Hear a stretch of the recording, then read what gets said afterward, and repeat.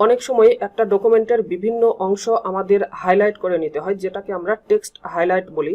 তো এই টেক্সট হাইলাইটটা আমরা ফটোশপ দিয়ে খুব সহজে করে নিতে পারি। তো চলুন আজকে দেখি ফটোশপের মাধ্যমে কিভাবে আমরা টেক্সট হাইলাইটটা করে নিতে পারি। তো এর জন্য আমি পূর্বের থেকে ফটোশপে মোবাইল দিয়ে একটা ডকুমেন্টের ছবি উঠিয়ে রেখে দিয়েছি। তো যদি আপনারা এটা স্ক্যান করে নিয়ে আসেন, সেক্ষেত্রে কিন্তু এটার কালারটা অনেক সময় ব্ল্যাক অ্যান্ড হোয়াইট হয়ে থাকে, যার কারণে আমাদেরকে সর্বপ্রথম নিশ্চিত হয়ে নিতে হবে যে এই ডকুমেন্টের কালার মোডটা RGB কালার মোডে আছে কিনা। তো RGB কালার মোডে আছে কিনা সেটা চেক করার জন্য এট ফার্স্ট আমাদের চলে যেতে হবে ইমেজ মেনুতে। দেন ইমেজ মেনু থেকে মোড অপশনের উপর মাউসের ক্লিক রাখলেই সেখান থেকে আমরা দেখতে পাবো যে কালার মোডের যতগুলো অপশন আছে সেই সব অপশনগুলো চলে আসবে।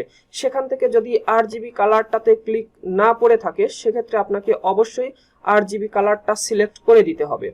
দেন আমাদের সেকেন্ড কাজ হবে, আমরা চলে আসব রেক্টেঙ্গেল টুলসে। তার আগে আমি আমার ডকুমেন্টটাকে একটু জুম ইন করে নিই।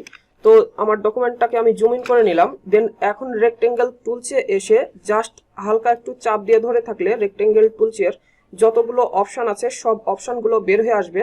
সেখান থেকে আকৃতি অনুসারে আপনি যে কোনো টুলস ইউজ করতে পারেন। সেক্ষেত্রে আমি রেক্টেঙ্গেল টুলসটা সিলেক্ট করলাম।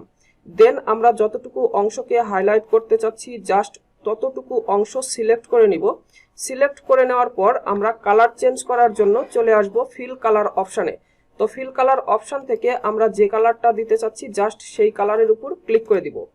দেন আমরা চলে আসব লেয়ার প্যানেলে। লেয়ার প্যানেলে আসলে দেখতে পারবো আমরা যেহেতু রেক্টেঙ্গেল লেয়ারটা নিয়েছি বা রেক্টেঙ্গেল টুলসটা নিয়েছি, সেহেতু লেয়ার প্যানেলে রেক্টেঙ্গেল টুলসটা সিলেক্ট করা থাকবে। আর যদি সিলেক্ট করা না থাকে সেক্ষেত্রে আপনি সিলেক্ট করে নেবেন। দেন ব্ল্যান্ড মোডে চলে আসতে হবে। তো ব্ল্যান্ড অপশানে আসার পরে আমরা দেখতে পারবো ব্ল্যান্ড মোডটা নর্মাল করা আছে, সেখানে আমরা ক্লিক করে দিব।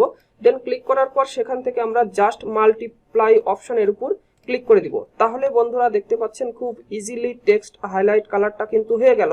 তো এখন আমরা এই কালারটার অপাসিটি কিছুটা কম বেশি করে আরো ভালোভাবে অ্যাডজাস্টমেন্ট করে নিতে পারি।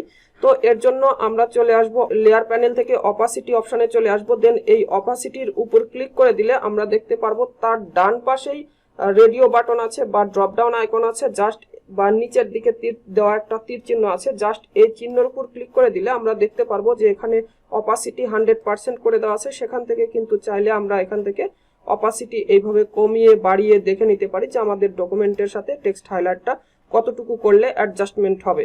তো বন্ধুরা এই ছিল আজকের ভিডিও। যদি ভিডিওটা ভালো লাগে তাহলে আপনারা চাইলে একটি লাইক করে দিতে পারেন।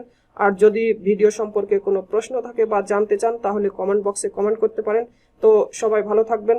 আল্লাহ হাফেজ।